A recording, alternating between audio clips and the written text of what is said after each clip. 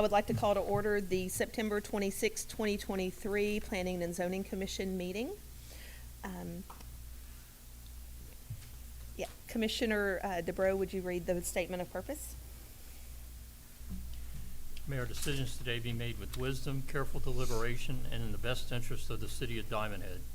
May we display patience and kindness in our dealings with each other and all who are in attendance, and may any decisions made today promote the health, safety, and welfare of the citizens of Diamond Head and the enhancement of the city as a whole. Okay, please rise for the Pledge of Allegiance by Commissioner Brewer.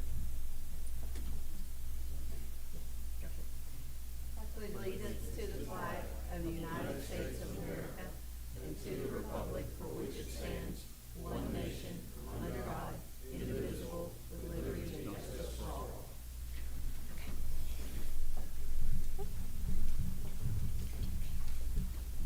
Commissioner DeBrow, Here. Commissioner Harwood, Present.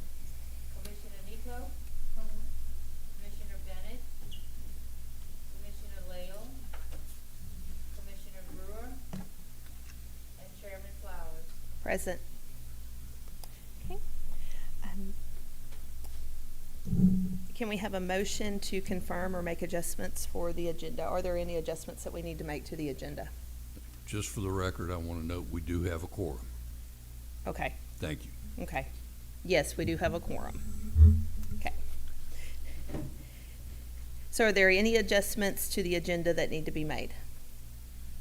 Okay, can we have a motion to confirm and with a second? So moved. Can we I'll have a second. Okay. Do you want to do a roll call or do you just, okay. All those in favor say aye. Aye. Aye. All those opposed? Okay. The agenda passes. So moving on to the approval of the minutes from the August 22nd, 2023 meeting. Are there any adjustments that we need to make to that? Okay. If not, can we have a motion to approve with a second? Motion. Okay. Second. Okay, all those in favor say aye. Aye. All those opposed say nay. Okay, moving on to new business. Item number 3, public hearing on proposed text amendment to the Code of Ordinances Appendix A zoning. The proposed text amendment is a comprehensive revision of the zoning ordinance to reflect Envision Diamond Head 2040, the city's comprehensive plan. Case file number is 202300448. Bob, before you begin, I want to just kind of set the expectations here. Bob is going to make Bob Barber with Orion Planning will be making a presentation to us tonight regarding the revisions to the Code of Ordinances. This is a public hearing, so after that, those that would desire to speak on this are welcome to come up to the microphone and speak and or ask questions or express their concerns, etc. There will be no vote taken tonight. Purpose of this is a public hearing to hear what the public has to say. Also to give the public another 30 days to review this so in that 30 days period you'll be able to comment, etc. And we'll bring that up before we vote at next month's meeting. So with that, Bob, thank you. Hi, Commissioners. Good evening. It's good to see you. Hello. Am visiting with you regularly because we're moving into the final stages, what we hope to be final stages of your zoning code rewrite. And what I had planned to do, I was speaking to Madam Chair just a moment ago, is just to remind, since I'm here on site tonight, just to remind us of the background of the code rewrite. It take about 5 to 8 minutes to do that, and then just breeze. Shouldn't use that term breeze. Go over at a higher level the code that you have before you, and then talk about the commenting function between now and whenever you take action on it. If that's okay. That's fine. So just to remind the process of rewriting the zoning code, why are we doing it?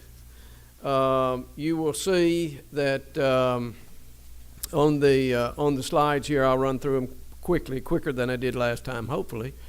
You do have a zoning code now. It was written in 2012. It was written right when the city was incorporated at its birth. You had a comprehensive plan at that time. 10 years passed, many changes in the community, many new forces at work in the community all over the place. And the Diamond Head initiated a comprehensive plan update in 21 is when it was adopted. You adopted it. Many of you have participated in it. It was a great process. I say it every time because it was a really good process. And some of the elements that came out of that plan we thought were just really excellent. There are many strategies to implementing a comprehensive plan. One of the strategies, and one of the major strategies, is through a zoning code and other development codes. So we needed to rewrite this 2012 code to better reflect Envision Diamond Head 2040, or 2040 is the actual date of it. So that's why we're doing the process. That's why we're going through the project. We started about last January or so. I think we really got started. These next couple of slides are just reminders out of the comprehensive plan itself. It's intended to drive decision making. It's intended to promote vision for the community over the long term. That are the pages out of the plan that reflect the ambition and the hope and the dream of building the downtown. That's out of the plan, but all of that has to be coded and regulatory content created to implement it. So when we look at how best to do coding, I won't go over all of those, but they're in three major areas: the way a code's formatted, the actual regulatory content, and then the processes for administration. And there are best practices that we use and employ in doing that. Again, just to show you some snippets of the analysis we did of the existing code, we had different provisions of the existing code scattered throughout the code. There's 18, and I don't want to totally downplay it. It's not. It's a good code, but it does not reflect Envision Diamond Head 2040. When we begin to analyze it, we see scattered provisions, articles have been added over time, so forth. That's what the little dots are. There's no real pattern there. They're just scattered about. And so we can see opportunity to consolidate and make more concise, streamline, make straightforward. These three steps, the existing organization is in column 1, 18 articles. The proposed organization begins to group, that's in column 2, groups like topics. And then the final table of contents is in column 3 there, and that's what we actually have used to do the code. Back up that one, Pat. Yeah, I'm sorry, go forward one. So some of the, this is another analysis we do to see how the place types in the plan align to the actual zoning districts. So a plan has a future land use map or a future development map, but it has no regulatory authority until you translate it into zone. So this is some of the analysis that went into that. We examined that use chart. It's almost overwhelming to look at. 265 or 70 type uses, some of them antiquated. So we begin consolidating and working on that as a part of the rewrite.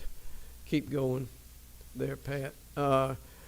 Format and navigation, you'll see that in the code when I review it with you briefly in just a moment.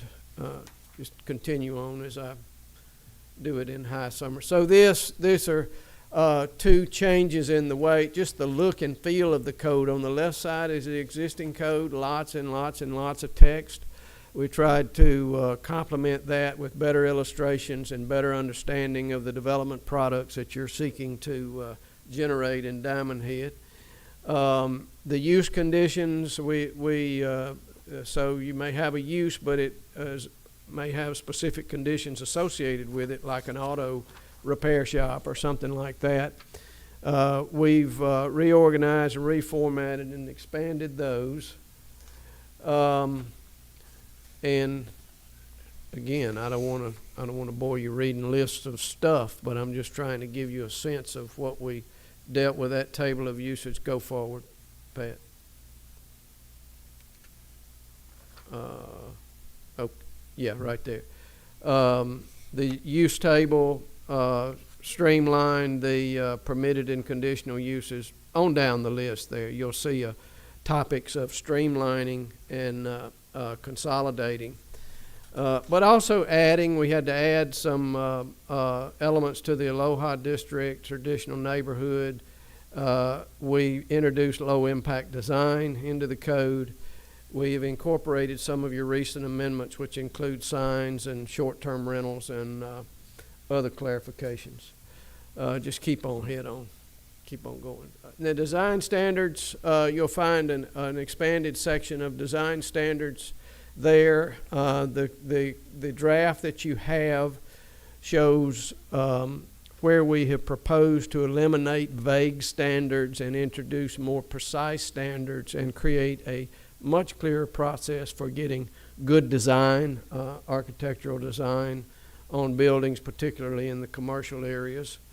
And then just a couple of more slides. We're already familiar with the Aloha District. It's a form-based district intended to generate the downtown area. Keep going, Pat.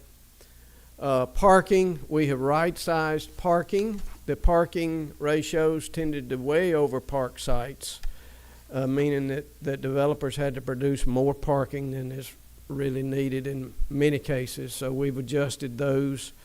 You'll see those clarifications. And then providing for as streamlined a process as possible and clarity.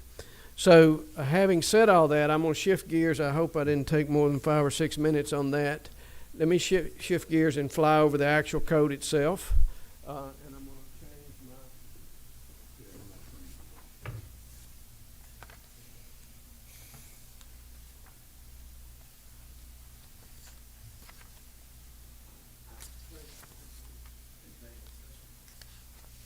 So you'll have a link to the code itself, and this is the code. We open it up. There's a few notes in the first page there just to reviewers for those that might want to comment or might want some guidelines about commenting on the code. And then you'll see the table of contents goes along with the 9 articles. We took 18 articles and condensed and consolidated into the 9. So that first chapter is just introductory provisions. Some of the legalese establishes the authority of the code and so forth. Very short. The second one are some universal rules that apply everywhere in Diamond Head, and some unique rules that apply in Diamond Head, such as the airport zoning and some other items you'll see in Article 2. In Article 3 are the districts. These are the zoning districts. Now these districts, and by the way, some of you have already begun commenting on the link I saw earlier today. Those comments are great.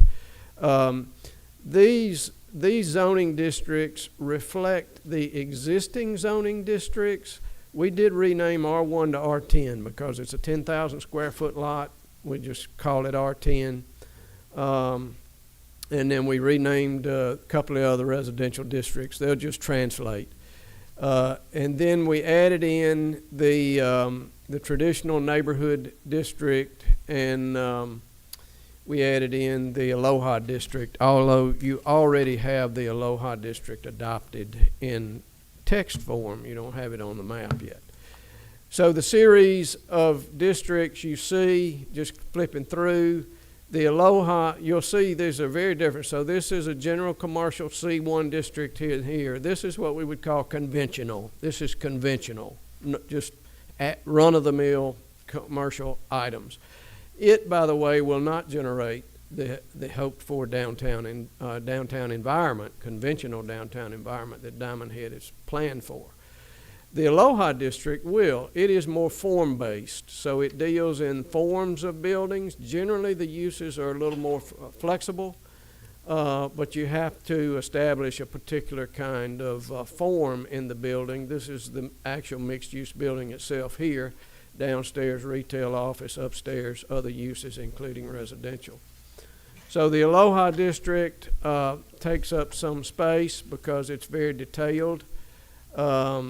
And then we run through the remainder of the districts, the employment district, technology, the environmental protection areas, and the plan unit development. That's the fourth chapter. The fifth one is the use matrix that you see, the permitted and conditional uses, and the little number right here to the side indicates that there are use conditions associated with that use, and I think that says accessory structures. So if an accessory structure is permitted in a place, there are conditions at 4.5.2. And the document, the electronic document, is hyperlinked, so you can just click the number, click that little number right there, and you'll see the added conditions associated with that. So theoretically, and in reality, it's easier to navigate and use. The use conditions, you have use conditions in your current ordinance.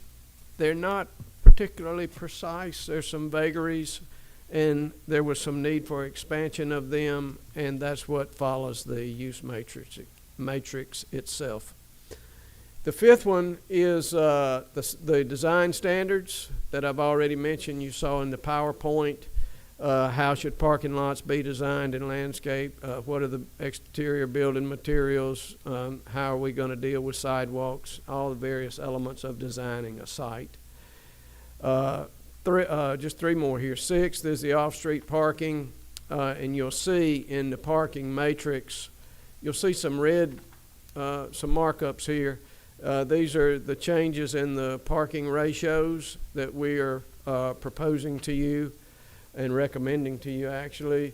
We've also added in elements of bike parking and golf cart parking, which is particularly the golf carts is so much a part of Diamond Head life. The seventh item is environmental. Y'all will discuss tree ordinance later, I'm assuming, or at some point, but whenever we get to the final tree ordinance, we have a spot for it. So right now we have the existing tree ordinance included in the code. There's also the filling of sites, and we introduce the encouragement of low impact design for stormwater management purposes. And by the way, this is not the standard here. This references MDEQ standards when designing low impact design. The last two articles, the sign article is relatively unchanged with the exception of your recent amendments which have been included. You'll see them in red there.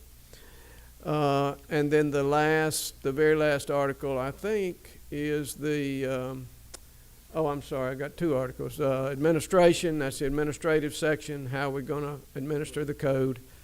And then the last section will be definitions, is Article 10. So that is the code work. It's open for comment at your leisure. The comment function you used, I hope you found it easy to use. We can comment right on the document. We can respond to those comments, and we don't have to have difficulty communicating on those kinds of things. So the code is there for consideration. Any questions? How long did I take? I took 18 minutes. Okay. Commissioners, any questions for Mr.? Is there, I didn't get through everything yet. Yeah. So is there already a plan to have maybe like an architectural committee that will help with the aesthetics and? The way the code is structured now, it is a staff function to administer to the design standards, and then the appeals or the areas of need interpretation would come to the commission to address. Okay. Yes. The standards are expanded. They're more clear. and they're intended to get at quality design, and the provisions need to be turned in when folks are trying to get their building permits or get their projects approved. Okay.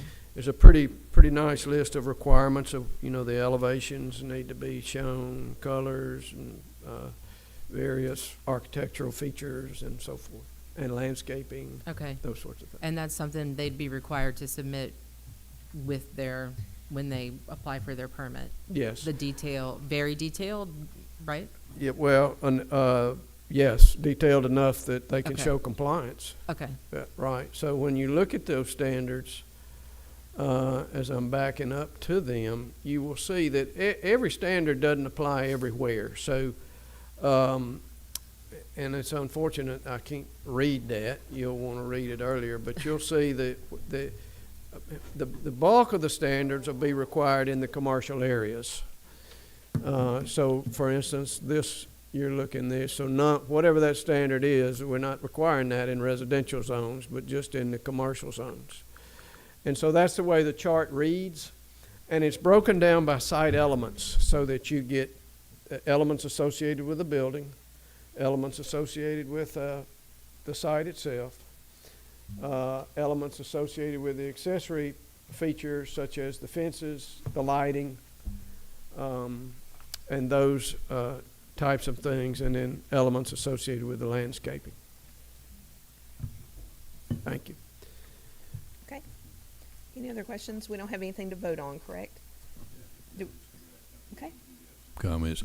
Oh, Okay. excuse me, I forgot to turn my mic on, which is a good reminder. Make sure you have your mic on, and they're close enough that people can pick up that are watching it via live stream, or will watch it later on. Okay. By So that means. Bob, I have a couple of questions. Is this the same one that we put up on the website? I I the don't know link what sent you me. put on the website. It is a link. It is the same one that the commission had when we last met Right. via Zoom. Okay, very Yes. good. That is now available on the website. Also, if it's very lengthy, it's I don't know, how many pages is it now? Oh, I don't know. 200 and something pages. Well, no, you got other stuff included in there, so Okay. let's just call it 200 pages, okay? Yeah, we'll call it 200 pages. So, if you don't want to read it on the website and you want to get a copy of it, you can come up to City Hall. We'll gladly make you a copy of it so that you can take it home and read it at your leisure, okay? We encourage all residents to go in and look at this. Again, this is a simplification process that we hope will make it a little more clear, and you don't have to be a lawyer to be able to understand it. That was for Frank. Okay. Okay, I'm sorry. Okay. So who do we have on the list that would like to comment? We have Mr. Virgil Gillespie. Okay. Okay, thank you. Okay. And Mr. Jim Jelinski. Was I correct with that last name? Very good. Mr. Jelinski.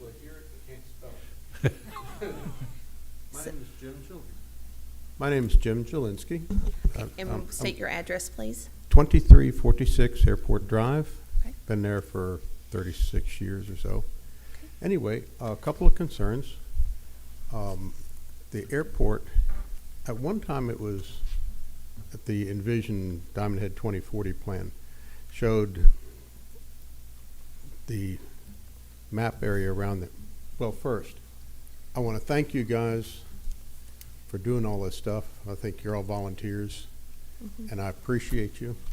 I have terminal case of meeting-itis, and to me, to come up here, this is painful, but I appreciate you, and I appreciate the work you guys do, and the time you put in. But anyway, Thank you. Thank you. and I want the best for Diamond Head. I mean, I've been here a long time. I want the best. But anyway,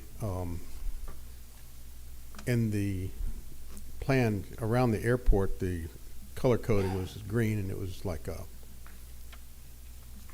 green space or something around the area around the runway. And then I have not followed this process closely. And now I see it's zoned industrial. And if they have to have it industrial so that they can put like airplane hangars, that's fine. But if they're saying, hey, it's industrial, let's put a thing where we bring up rocks and barges and crush rocks and have dump trucks running back and forth and stuff, that's no good. So that was one concern. Second thing is, and I'm a pilot, and I'm not active anymore, but I have neighbors who are. And when you're taking off to the south, you're going out over the marsh and over the water. That's no big deal. But going to the north, right now you go out, you're over woods. So if you have an engine failure or something, your own life is at risk, but you're not going to hurt anybody on the ground. But the way that, you look at this new town center right there across the road, and I know there are height restrictions and stuff, but think about it. If somebody's at a critical point and their engine quits, and they got, where are you going to go? And if you're going to put your airplane into the local shopping center, and then that gets on Fox News, national news. And then here comes Morris Bart and Alexander Shinar and all these other ambulance chasers. That's not a good situation. But try to make it where somebody taking off, they've got somewhere to go with their airplane. And the other thing is that a lot of the town center is planned, and I know I'm one guy, and this is real late in the process, but a lot of it is in the flood area, and it's also clustered around the sewerage plant. And if you're thinking, hey, we're going to build this and we're going to have outdoor dining and boutique shops and stuff, and they get to enjoy the wonderful aroma from the sewerage plant, I don't think it's going to sell very well. I don't think many businesses are going to want to locate there. And also, being in the flood zone. Now, I was familiar with the previous flood insurance rating manual. I got wiped out in Katrina. I had to read it and get very familiar with it. I've skimmed through the newer one because they revised all that stuff. I did not read it closely, but there was something in it to the effect of, in setting the rates for a whole community, they look at how the community is planning, and they look favorably if you're not planning to develop in the flood zones. And they look unfavorably, and it's possible they could raise the flood insurance rates on everybody if you go developing in the flood zones. So I know this might be kind of throwing a monkey wrench in the works at the last minute, and I apologize. But, so far it's been talk and planning. We're not moving big volumes of dirt. They're not building roads yet. They haven't spent the big money yet. And I ask, guys, just think about it. Make sure you're doing the right thing. Anyway, that's it. Okay. So I thank you for your time and appreciate you. Okay, thank you. Thank you. Thank you, sir. That's all on that subject. Okay, so we can move on. Oh, wait, okay. Since it is a public hearing, I think we should make one last attempt if anybody else would like to speak, even though they may not have signed up. Okay, is there anyone else that would like to speak or ask any questions? Going once, going twice, gone. Okay, Yeah, yes. sure. Yes. So I just wanted to address, it's not too late in the game. We want the comments. The flood plain, we're well aware of that flood. We're not proposing, you may see a color on a map, but it doesn't mean it's going to get developed in the floodplain. We're well aware of that one.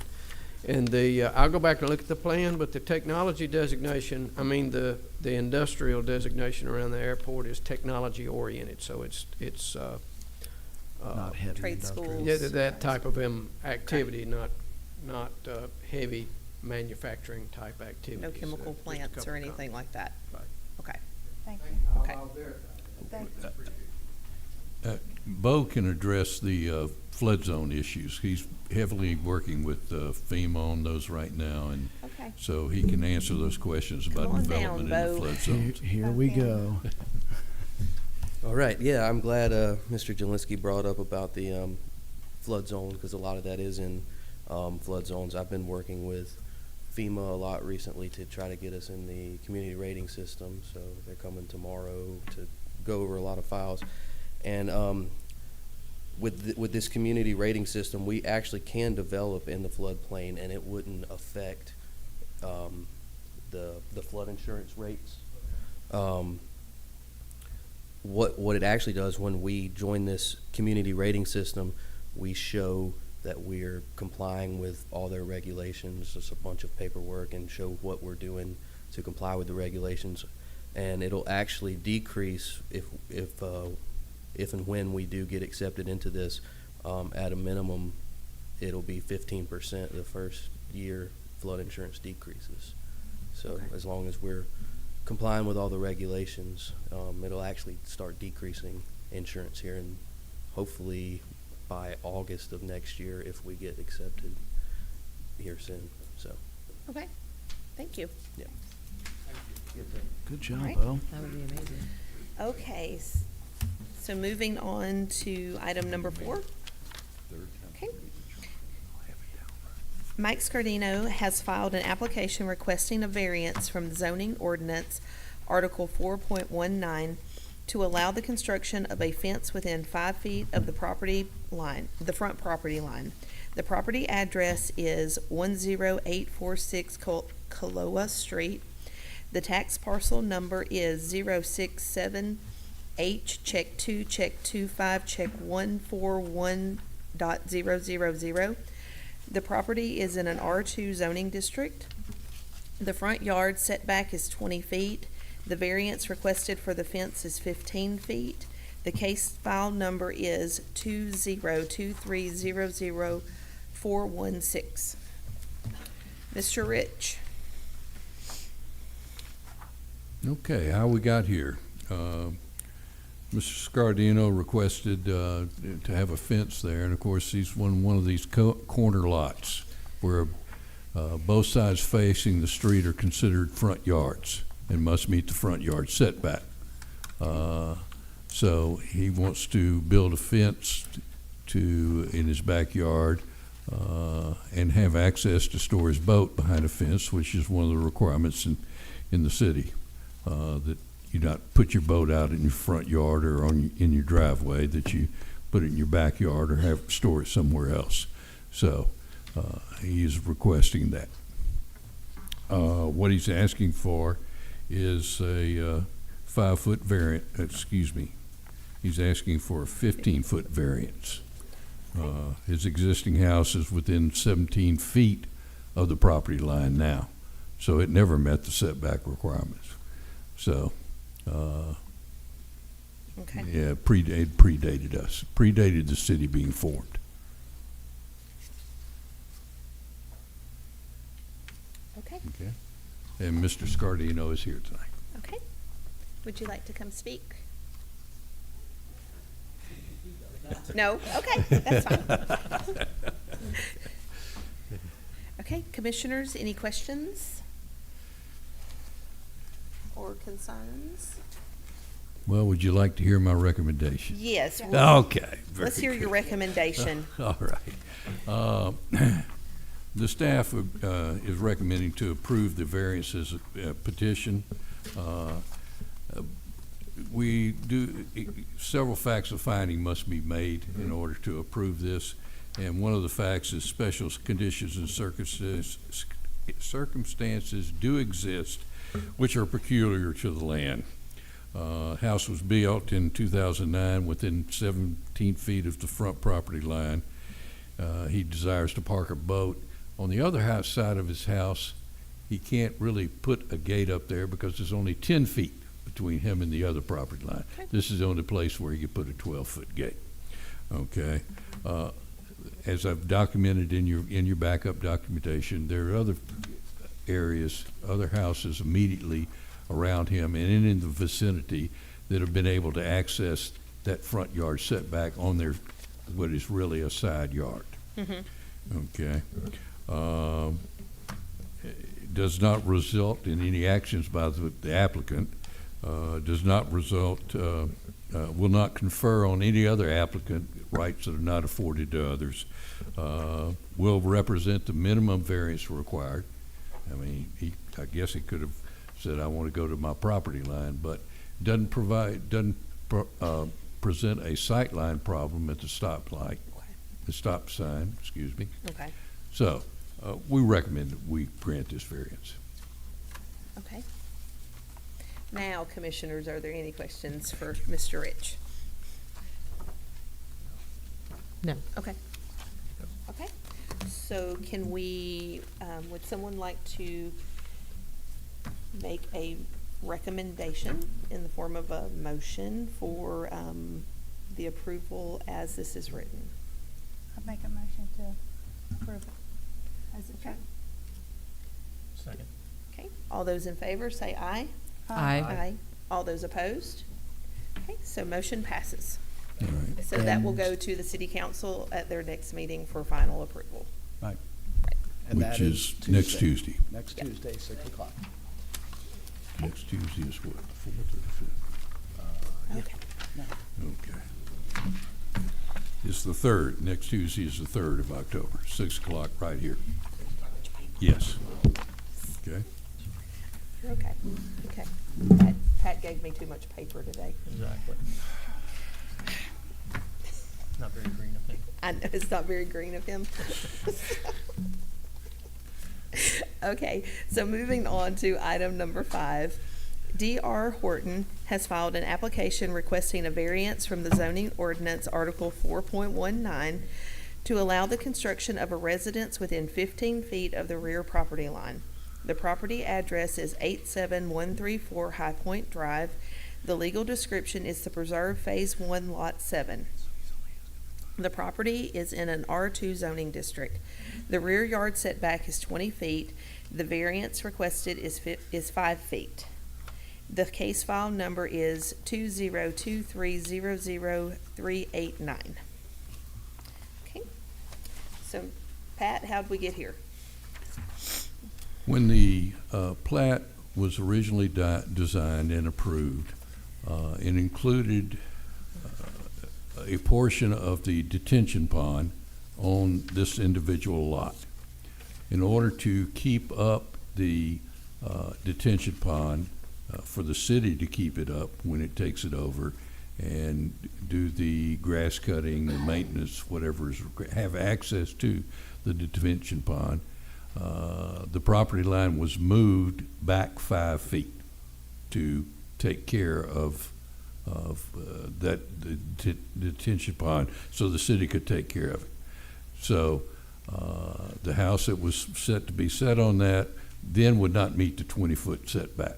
So we're asking for a 5-foot variance on the setback. There's no one behind it that it affects. He's got waterfront property there, and it doesn't affect anybody around, so. Okay. And we have Joey Taylor here with D.R. Horton. If he would like, Joey, would you like to speak? Okay, very good.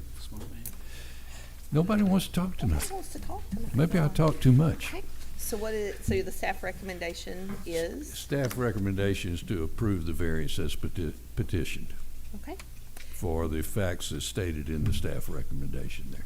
okay. Commissioners, any questions? I do not. Okay, so, would someone like to make a motion for a recommendation as, it is stated? I'll motion. Okay, second? Second. Okay, all those in favor say aye. Aye. Aye. All those opposed, say nay. Okay, so motion passes. All right, so same thing. Council will be final approval next Tuesday. I would suggest yes, in case the council has any questions they need answered. Okay? Okay, moving on. Okay. New business, number 6. Crawfish Max LLC, represented by Betsy and Shane Miller, has filed an application requesting a conditional use permit in accordance with the zoning ordinance table 4.2, Article 4.21.1C, and Article 2.5 to allow a mobile food vendor in a C2 district. The tax parcel number is 132J check 1 check 10 check 002.400. The proposed location is at the northwest corner of Yacht Club Circle and Airport Drive. And before Pat forgets this is actually one of our unique situations. This is planning and zoning review, so you all will be the final deciders on this unless the applicant is aggrieved by your decision and could appeal your decision to the city council. So this is for your review of this to put whatever Okay? conditions or ever you all find. Okay, so Pat, how'd we get here? The Millers, Betsy Miller came to me and said she wanted to check out the possibilities of locating a mobile food truck or trailer. They're in the crawfish business. They go over to Louisiana and have their farms over there, and they bring the crawfish over here and deliver it to people. They see a natural extension of their business being able to have boiled crawfish. Their idea is to have a trailer located there where they boil the crawfish in the trailer, and they have a drive-up window there. Customer drives up, says, I want 5 pounds, 10 pounds, whatever it is. They pay, get the crawfish, and they drive away. There will be no seating there for dining in. This is strictly takeout, and then to be operated during the crawfish season, which is typically, I believe, December to June-ish or so, in that period of time. So it normally, I'd forgotten this is in C2 district, and in C2 district, which is south of the interstate, that is planning commission review. If it was C1, and we'd already done one over here in C1, it would have been a conditional use. So this is planning commission review. So if they meet the requirements as far as the setbacks, not anybody within 100 feet, et cetera, they're allowed to have this business. Okay. So Okay. that's where we are. Okay, and is Betsy or Shane here tonight? Yes. Okay, would either of you Betsy like- is here. Okay, would you like to speak? Okay. Yay. Yay.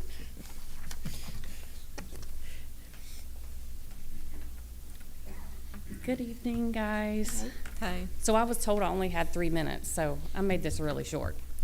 Thank you for the opportunity to speak and tell you a little about myself and our company.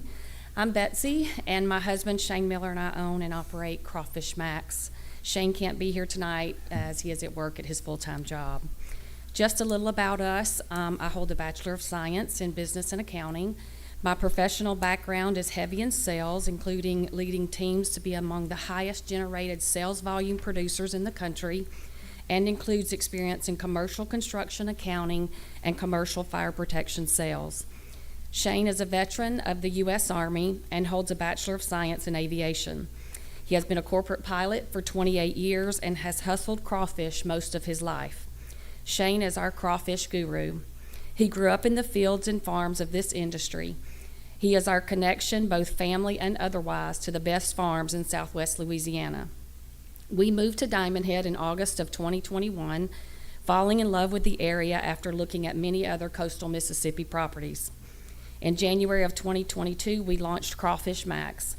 It took some time educating the consumers on the difference in quality crawfish. Our mantra is Crawfish Max, your source for Louisiana's maximum crawfish. Our first year, we transported over 108,000 pounds of crawfish, and last year we transported over 159,000 pounds. That's about a 47% growth rate in distribution, and that's just live crawfish. Every dime we have made in this business has been absolutely reinvested. It's time to move to the next phase of our model, which is offering live and boiled crawfish through our drive-through Cajun convenience. Our plan is to keep things simple, offering crawfish, corn, potatoes, and possibly shrimp. Keep in mind, this is not a sit-down establishment. It is a drive-through only. In case you aren't familiar, drive-through only crawfish locations are staples in this industry. They are highly popular in Louisiana and Texas, and we believe there is a market here.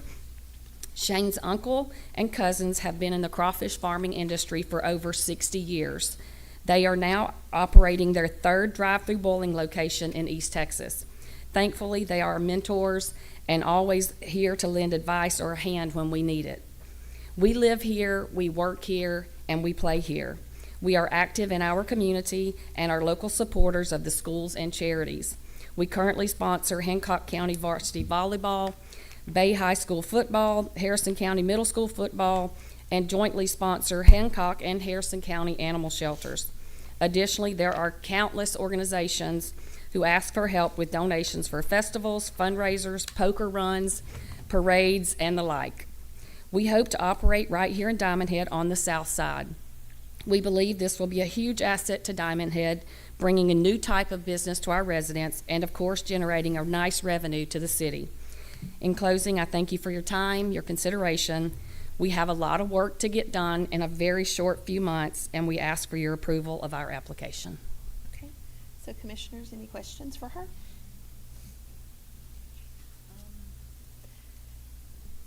So can you help paint the picture a little bit more for me? It's the north corner. Is this property you own? No, Michael Cassano. Okay. So when you're coming around the roundabout, just as you start the roundabout, there's that lot there that has boat parking. It's just Okay. in front of that. It's a grassy lot, and we're gonna have to make some modifications, but it'll be very small. Okay, so when you're looking at the camp house, it's to the right. To the right. Like where we park to go to. when Even they do, before like, that. Barbecue. Yeah, Okay. even before that. So I mean, is there- it's right there. Already like utilities there for you to use, or? That's right. Now, we'll have to add on some things. I mean, there's water, there's sewer, there's electric, but we'll Okay. add our own extensions into our trailer. Okay, so this will be, the truck will be parked there The truck will be parked there. during season? That's right. Okay. so And it's a it'll- mobile trailer. It's not really a truck. So it's a trailer, but in the Okay. event of a hurricane, we can like get it out a of there. boiling, It's a boil and go. okay, so it's not enclosed, it's like a, It is enclosed. enclosed So we have trailer. like a little section where I we'll do see. the Okay. generating the cells, and then there's a section where they'll be boiling. pictures. sorry, are those It's a in our food truck. packet? I'm sorry. And those pictures are the before, so we've already actually started some work on the trailer. So we've Okay. already painted, it's actually at the farm. Okay, We had to go ahead and make that investment because we actually missed out on our first trailer we wanted. So with this being seasonal, Mhm. do you foresee that once the season's over, you'll move the trailer out, or will you think about other options for using it, like shrimp or things No. like, okay, No, we are only a crawfish business. Okay. And there are plenty of other people doing other things. Okay. And because our mentors have been in this industry long enough, Mhm. they know that just do it seasonal. Don't start cooking hamburgers, don't make chicken fingers, do crawfish. okay, And when the season is over, that trailer will be moved into storage. There'll still be our area, with gravel or whatnot, but we'll move the trailer. okay. And we hope to, do something bigger later. Okay. Any other questions? Got one. Sure. I see listed on the proposal that there's 3 conditions that you guys would have to meet, Okay. and you're aware of those, and Tell me what Really? those are. It must be professionally manufactured, but, you can Mhm. see that. Mm-hmm. Connections must have quick disconnects, Mm-hmm. and shall be immediately removed. And you've already Absolutely. mentioned hurricane, so- That's right. Okay, Check, check, check. Okay, perfect. all right. Okay, page 239 in your packet shows the location. It's right in front of the boat storage Mm-hmm. place on the south side. I guess, And I also have a professional drawing here. Oh, my. You're pushing it. This ought to be good. I guess I have a question. Okay, My only concern with, being in the restaurant business ourselves and paying, taxes and insurance and Mm-hmm. on physical buildings and Mhm. things. And I know the camp house just got rebought for like the third time, right there down the street. I mean, what does that say for the city when we're making them tap into water? What is the water fee that they pay? I don't know offhand, that would be water sewer district, Right, but I they, mean, like to be in business and. yeah, I And- wouldn't be able to say, but yeah, I do and know they they would have to be- maintain they sell liability. crawfish and things like that. Yeah. and One of seafood. the requirements would be that they would have to have their liability insurance in place as well. That That's was- right. It was part of, the first recommendation. Correct. Yes, And we have that as a part of our lease agreement with Michael as well. Uh-huh. yes, Sometimes I have a, competition is healthy for all Oh, I understand that, businesses. but I'm just so. saying, I was, yeah, Camp House I was doesn't kind sell of thinking crawfish, along those just lines too. FYI. yeah. Well, I guess, And does that open it for all kind of other trailers to just go yeah, there that was kind of eventually? my other thought was, I mean, I mean, okay, while we may love this, This, are we yeah, going I to mean- love having, each application stands on its own. okay, Okay. Yep. This is, so each one in that district, in the C2 district on the south side, each, if someone else came in there, they would have to stand on their own, go through the same approval process. So I say no, it doesn't, because each application is unique. And if it gets to a density that the commission doesn't feel can support what's there, Absolutely. we can stop based on Okay. density. so I want to make sure I understand too what your question was, Christy, about, I'm just asking, will the water hook up here when you're filling tanks? I mean, like, what are they paying for water and? okay, so they're paying their, you're a tenant, That's right. so you, We will that's pay our through own your water, lease? electric, all that. And you've already made contact Right, I have. with Water and Sewer That's District right, right. about Pardon? And that wouldn't be a concern of the commission. That's correct. That's Yeah. Water and Sewer District. But yes, Right. that was one of the When you're questions that we opening a asked. new business here in Diamond Head, Speaking in the microphone, I'm sorry, when you're opening a new business here in Diamond Head, yes. what is the average cost to turn on your water here? I can't answer that question. That's a water sewer. I know district. commercial, just the commercial Commercial. insurance we have on our vehicles is Yeah. astronomical, but Yeah. it's what we But, do. but they would have to, before the permit is issued, Right. they would have to have will serve from Water Sewer District to us, okay? And power. And they would also have to have power, and we, Real power, real water, real. yes, and we have to send Coast Electric permission to turn the power on. Okay. So we have that control, all right? So, I see this, the food truck, the food trailer concept, I see as a trial balloon before you invest in brick and mortar, to see if that is a Yeah, good I think it's a idea. great I think it's a great concept. I think Waveland's doing it now, like on certain weekends. Right. Saturdays or what have you. And part of what we're looking at, now this is away from the south side, but part of what we're looking at in the Aloha District or the Town Center District is having areas for food trucks, et cetera, festivals, et cetera, going on down there. So we're looking, we really want to invite them. I do not see that as competition for the existing restaurants. I see that more as an add-on, and maybe one of these food trucks will say, hey, we're doing so well, let's go ahead and open up a business here. So that's just my thoughts. so, did you make provisions for some kind of parking? Like, I know it's drive-through, but, There's no Is- parking. So it is Okay. drive-through only. So it's a But single if you'll- vehicle at a time. That's right. If you'll Okay. look at the map here, you can kind of see how we have driven the traffic through it so that you can see our plan. So how quickly do you foresee turning vehicles over? Well, it depends, I mean, crawfish takes, 20, 25 minutes, but if they've called in, I mean, I really couldn't Okay. tell you. Okay, If we run out, they may be sitting there a minute till we boil another batch. okay. Okay. And this is just that, Pat. We hope that this just continues to grow, and then we know we would have to do a brick and mortar, obviously on the north side, because you can't have drive-through on the south side. I believe there's, on the drawing, there's like 56 feet of queuing space. Mhm.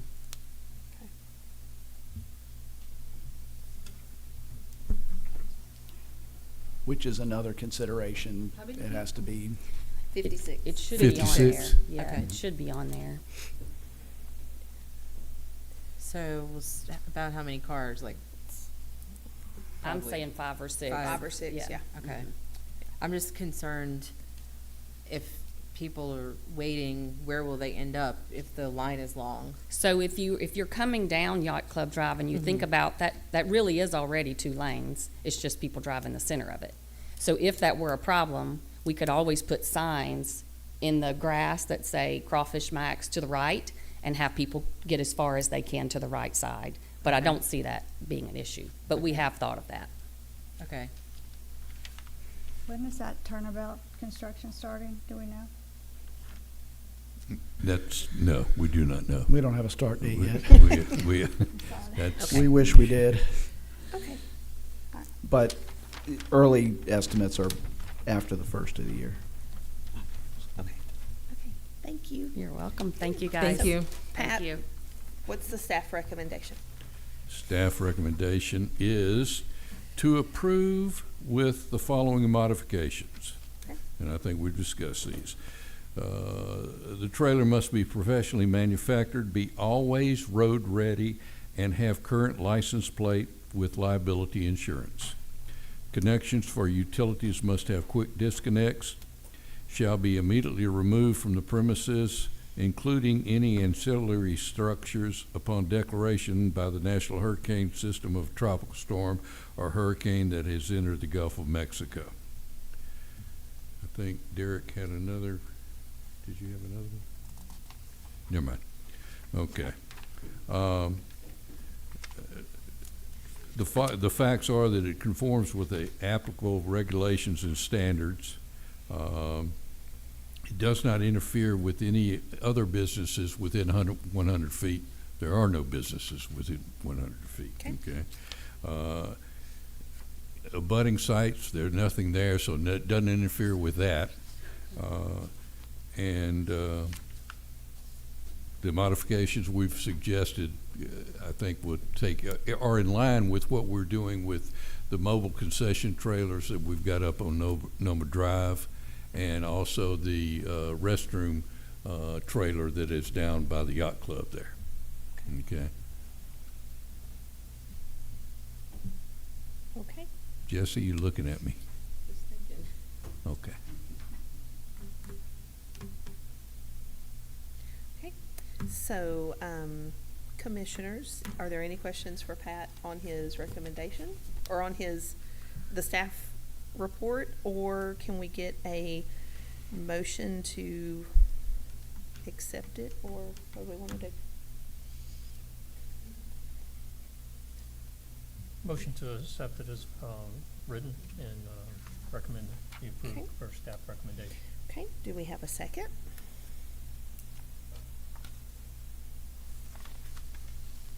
Can I ask a question? Yes. Okay. So,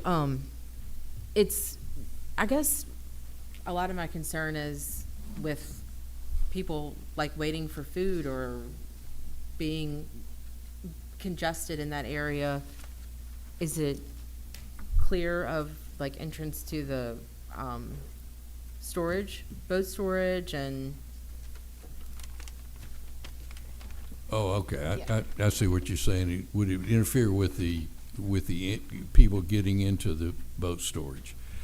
Like the area that's, they're imagining having designated for waiting, vehicles waiting, is there any way? Yeah. The gate is somewhere else? Okay. Yeah. So is the gate down like the side? So if you look on the map, you can see that we have The the gate's trailer right here. kind of catty corner to Yeah. face the road. And the gate's all the way down here. entrance for the gate is Okay. behind it. Yeah. Okay, I guess I was imagining like where you can see that fence where. Those will be people Yeah. pulling out, like they'll Okay. be Yeah, so they'll come in and they'll have to give right away right here and then pull out. See, and the Okay. queuing line can also be extended for those that are waiting for product, can pull around on the other side, around the trailer on the other side. Like past it, behind it. Yes, right. Okay. So that creates additional, they've paid, they're waiting on their product. Okay. So that creates additional queuing there that would relieve anything on Airport Drive, or we certainly don't want anything on Yacht Club Circle. Right, because I mean, we love our crawfish, and everybody's gonna want some, Yes, so, we hope, right? yeah. Yes. Okay, so we have a motion on the floor. Do we have a second? Okay, I'll second. Okay. I'll second.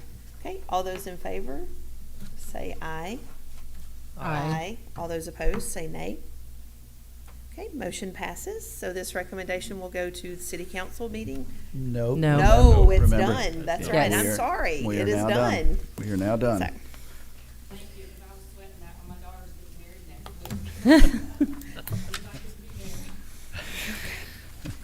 You should have led with that. Okay, so moving on to item number 7. Cure Land Company LLC, represented by Carlene Alfonso, has filed an application requesting a map amendment rezoning in accordance with the zoning ordinance Article 2.8 Amendment Rezoning Procedure. The case file number is 2023-00417. Cure Land Company LLC desires to change the current zoning from C1 General Commercial District to R3 High Density Single Family Residential. The physical address is 5410 Gex Drive. The tax parcel number is 132A, check 2, check 03, check 028.000. The purpose of the zoning change is for condominium development. So Pat? Hold on a minute, Carly. Hold on just one second. Give me a moment. I can set the stage. All right. This property is owned by Cure Land Development Corporation, and there's an agreement between Ms. Alfonso and her group of investors and the Cure Land Development Company. They propose to develop, it's a C1 piece of property, so residential use is not allowed in C1. So they've asked to be able to change the zoning on that to allow that subdivision residential property. So that's what the zoning request is. Okay. Okay. Yes. Yes, go Sorry. ahead.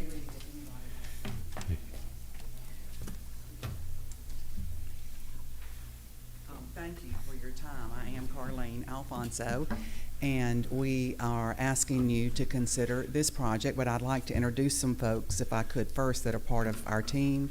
And I'm going to ask Frank Genzer to come up. He is our architect for the project, and then P.J. Moffrey, or y'all, I guess, can sit there. I'd rather you stand with me, but I don't guess anybody wants to. P.J. Moffrey is the attorney for Cure Land Company and myself, and Judge Moffrey is going to speak to some of the information that he has about the land, and then Mike Cure. Mike, you want to just kind of raise your hand over there? Mike Cure is here today representing Cure Land Company, and the three of us are going to kind of present the information to y'all, and whoever, if you have questions, then the appropriate person, can answer that. But before we get started, one thing that I would like to say is that we are part of the community. We are not outside folks, coming in here. Judge Moffrey, or PJ, has lived here before. And of course, Mike owns property all over the county. I guess that's the best way to say that. And interesting, Frank Genzer and I have worked together for over 30 years, and we have built this kind of project before in Pass Christian called Pass Marianne. So this is not the first time we've designed and done something like this. And of course, this is a long-term project. We didn't just dream this up in our head to decide we wanted to build 58 condos. We've had a lot of input from Port Benville and the folks that are now coming in and out of there, not having the house and they won't. but especially Stennis. You know, a lot of those people, being in the real estate business, they go out of the state with our money. They take their Mississippi salaries and they go to Louisiana to live in Slidell or Mandeville or Covington. So this is something that has happened over the last few years in discussion. And we also have the real estate company that y'all can see is in disrepair because the Mississippi Department of Transportation took part of our land, and so we've invested heavily, you know, in Diamond Head, and we plan to stay here. So thank you for letting me say my little piece, but I'd like for Frank, who is our architect, to come up and talk to you all about the project with any specifics you might have. Frank? My name is Frank Genzer. I'm an architect on the Mississippi Gulf Coast. Have lived on the Mississippi Gulf Coast since 1979. And as Carlene has said, we have a 30-year track record together. I think that Pass Marianne, being a condo project, is very similar to this project in terms of the quality and the expectation that we have. Now, the site is 8.31 acres on Jex Drive, and it's surrounded by both commercial and residential. It also, more than half the site is wetlands. We are not proposing to build anything in the wetlands except an entrance drive. The wetlands will remain intact and will be one of the main features of our design.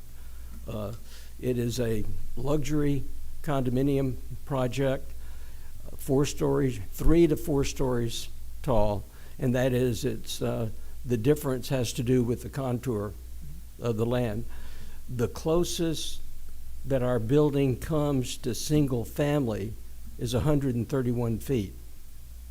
That's deeper than most residential lots. And we have sufficient parking, 2.35 parking spaces per unit. We also are providing additional buffer to some of the lands opposite Jex Drive. We are actually constructing or proposing 24 parking garages, not carports, but literally garages themselves. So the property is in keeping with Diamond Head architecture. We are very aware of the importance of the wetlands and the lake. We are planning on, with the buffer around the property, actually extending those wetlands, the vegetation in the wetlands, up and around the property. Right now, the property is cleared. Where we're planning on, there's virtually no trees. We're planning on heavy landscaping and we want to enhance the property and not overbuild it. The fact that commercial is right now allowed would mean that the adjacent properties by right could wake up one morning and have a grocery store at their backyard. And what we're proposing again is the closest building to our property from the residential is 131 feet. So we've done absolutely everything that we can to make this a good neighbor to the surrounding community. And again, as Carlene has said, the design of the units are for residents wanting to either move into Diamond Head or wanting to move move within Diamond Head from a single family to a residential unit.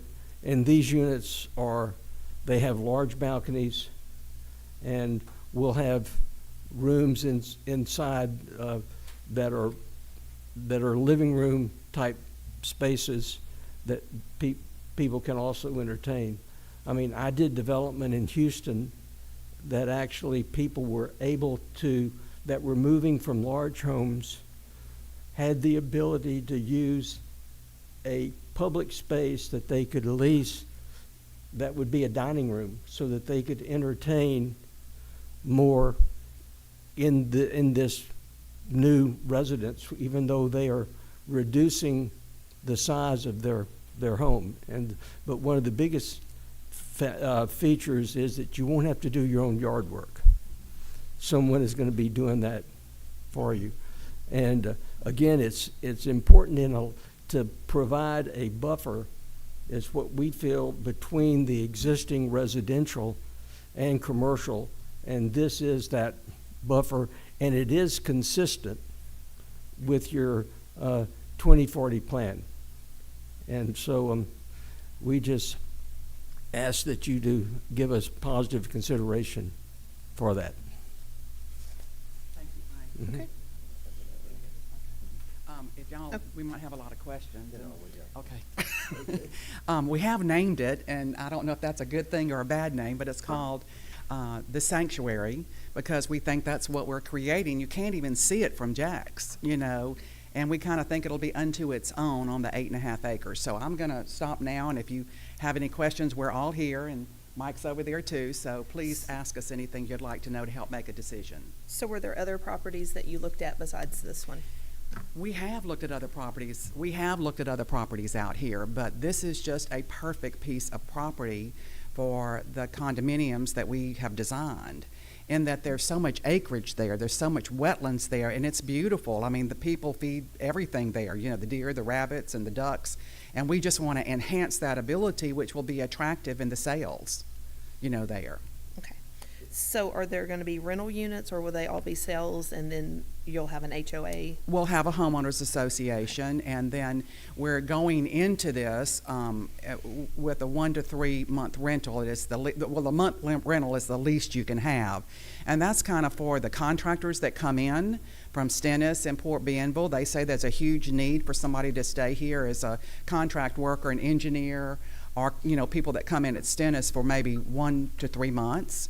So that will be an option. But, you know, any homeowners, no matter what we put in as developer, the homeowners association can vote anything they want to.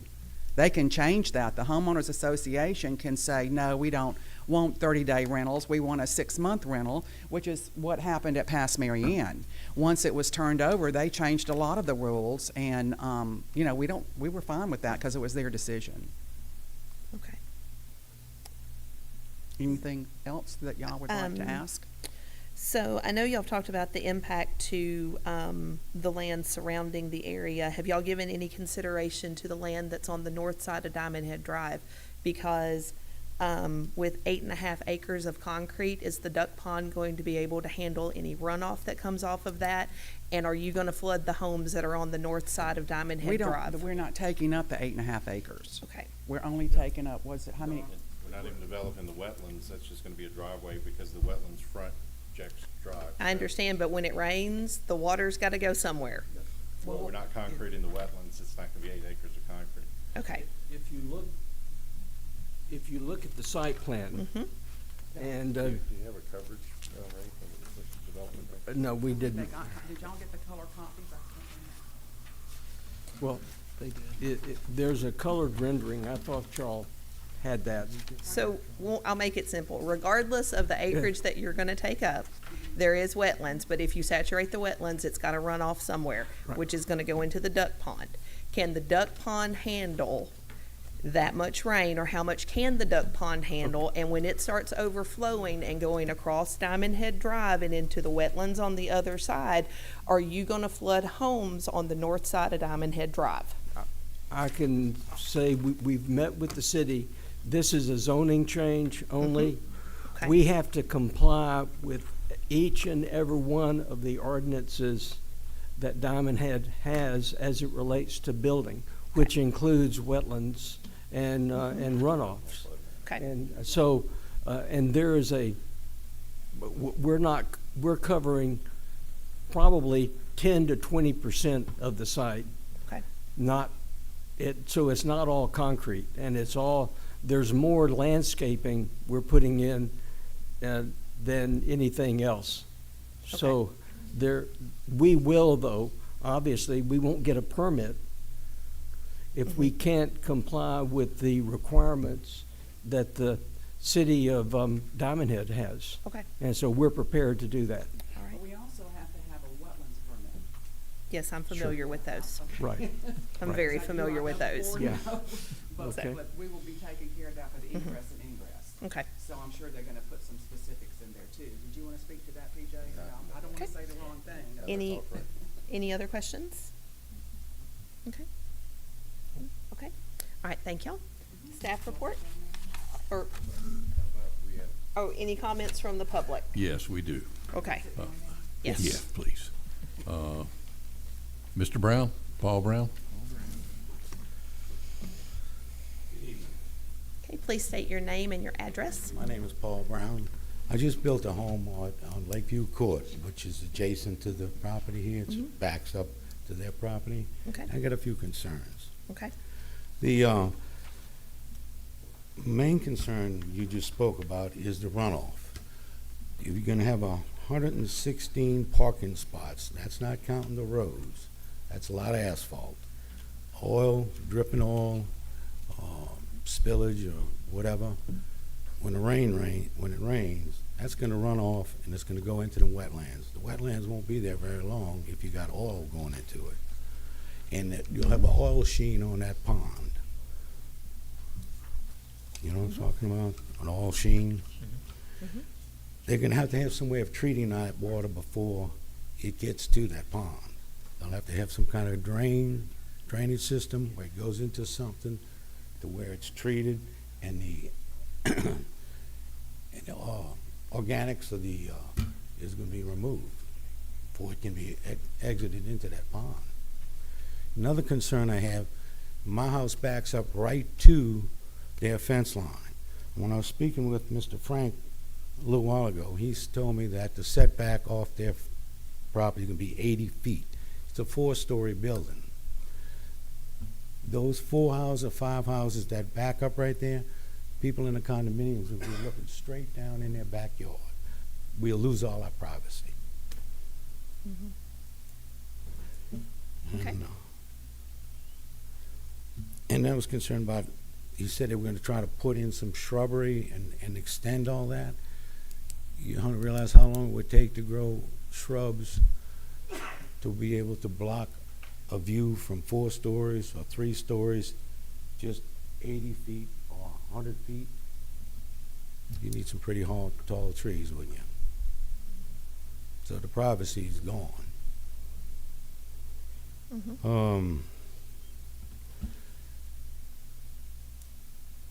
The runoff was my main concern, and the privacy, and what type of, they'll have to have a fence too. You just can't have just woods there. Or we'll have to put up our own fences, you know. But that's a lot of asphalt that could accumulate a lot of oil and trucks coming in and out and traffic and just people's cars just dripping. The water's got to go somewhere, or it's going to take it to the pond. Okay. So I want to know how they're going to address the Okay. runoff. All right, I appreciate that. Okay. Anyone else wanting to speak?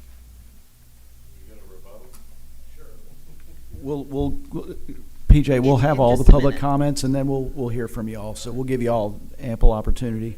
Go ahead. Chris, Chris? did you want to speak? Okay, Okay. thank you. All right, Okay. that's all. Anybody else? Did She- you want to speak? Yes, she wasn't here earlier, so. Please, No, please come up to the and mic. state your name and She said address. she was just going to agree with. Oh, okay. Oh, okay, all right, very good. Okay. Okay, Rebuttal so, time. yep, if you would like to address some of the concerns. Thank you. Now, to begin with, this development would hopefully attract the type of people that would not have serious issues with oil leakage in their cars. Let's start with that, because it's going to be a very high-end development. Any road runoff is running into the wetlands already off of the main road into Diamond Head. In addition, this property as it stands now is Zone C1, which by right, the owner could put a filling station there. The owner could put a seafood storage facility there. The owner could put an ice manufacturing plant with storage, and these are all by right. And so any of those industries are going to bring with it large equipment, big trucks, and so I think the issues with the runoff are going to be lessened by the development that we're proposing here with the condominiums. And as Frank had said, any development there with regard to runoff, wastewater, rainwater management, flood management is going to have to be permitted and approved by the city and probably the Corps with regard to mitigating the wetlands for development. So I think all of that's going to be addressed, upon development. And again, this is just a zoning change, which will be in conformity with the proposed amendment, I think, or the changes to the zoning ordinance that's already been adopted for the 2040 plan. And with regard to privacy, your neighbor can build a 2-story house and see over your fence. So to say that should be something for shutting down future development is just that my neighbor can see in my backyard. Lived in Diamond Head for 30 years, and a lot of properties back up to each other.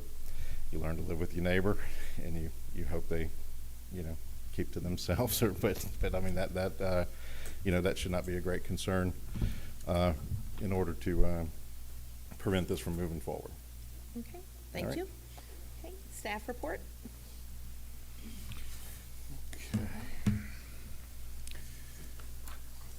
All right. There are 3 reasons why you can do a zoning map change.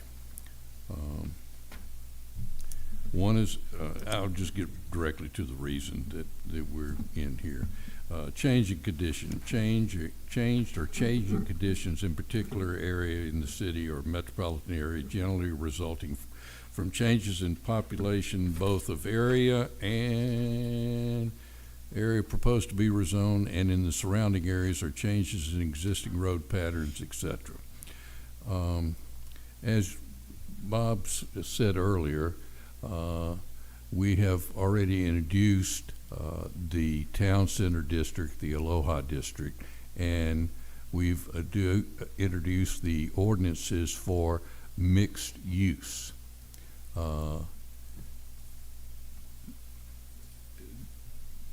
This is about 2 months ahead of where our plan is. Our plan is to come next month to y'all with our proposed. What we haven't done with the code changes we made as far as mixed use is concerned, and the Town Center District, we haven't assigned designations to places on the map of what's going to be there. Town Center mixed use, Town Center conventional commercial, Town Center waterfront, those type of items. We haven't done that. We're in the process of formulating that map, and we will be coming to y'all with it for a public hearing where we'll be presenting that to the public, just like we did with the code rewrite tonight. So we're about 2 months, they're about 2 months ahead of us by the time we get through that and get it done. This area that we're talking about, this parcel of land, is designated as mixed use. One of the, in the proposal, okay, one of the things that you can have in mixed use is a mid-rise condominium that is vertically and horizontally integrated. This fits what we're going to have with mixed use. So the change is coming. The city hadn't caught up with it yet. But what we're recommending is to modify this to where instead of designated as R3 and then have them come back in 2 months and change it from R3 to mixed use, the staff's recommendation is to recommend that this be rezoned to mixed use, which would allow this type of condominium development.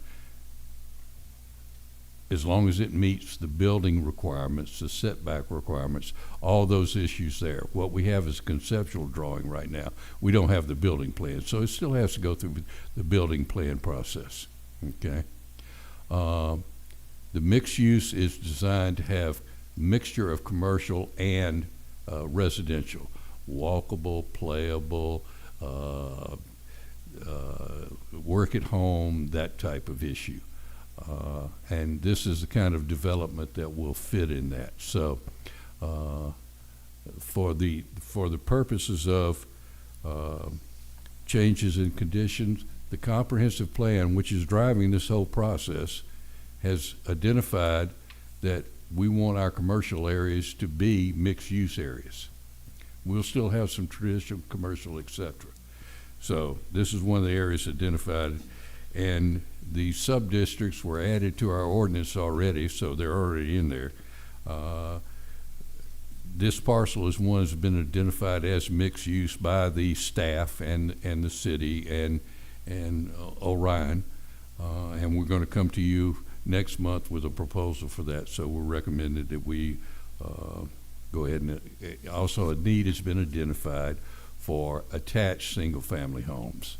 Okay, again, like I said, don't cut the grass, don't have to do all the maintenance, the upkeep, attracts the younger as well as the olders looking to downsize. So our recommendation is to approve the rezoning modified to mixed use, town center mixed use. Okay. Commissioners, any questions for Pat? I have one. Okay. Will the proposal as written meet the new code? Okay. For TCMU? Yes, it does. Okay. Yes. And that's what drove us, one of the things that drove us in this direction, is that it does meet what is defined.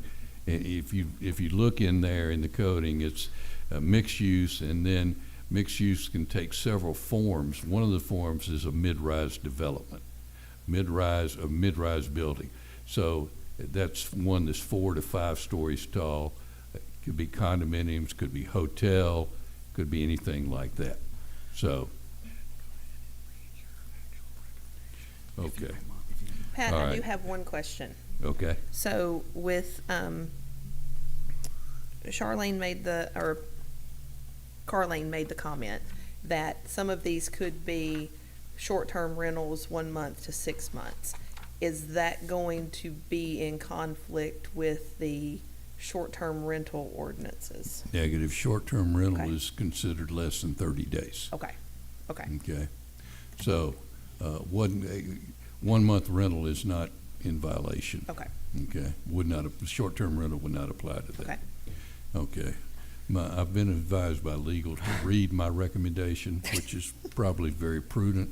Okay. So the staff recommends a rezoning based on the following findings of fact. There have been changes in conditions which are identified in the comprehensive plan. Per the comprehensive plan and Vision Diamond Head 2040, the Town Center District and Mixed-Use Sub-District were added to the zoning ordinance in August of 2020. This parcel is one which has been identified as mixed use. The comprehensive plan also identified the need for additional housing options for those not interested in single-family detached homes. The proposed development will qualify as a mid-rise dwelling. Period. Okay. So Commissioners, we have the staff recommendation and report. Do we have a motion to accept the recommendation as written, or any modifications we want to make to it? Make a motion to accept it as written. Okay, do we have a second? Second. Okay, all those in favor say aye. Aye. Aye. All those opposed say nay. Okay, so motion passes. All right, so this one does go to the council. So next Tuesday, 6 o'clock, there will be a recommendation to the council to rezone the property to town center mixed use.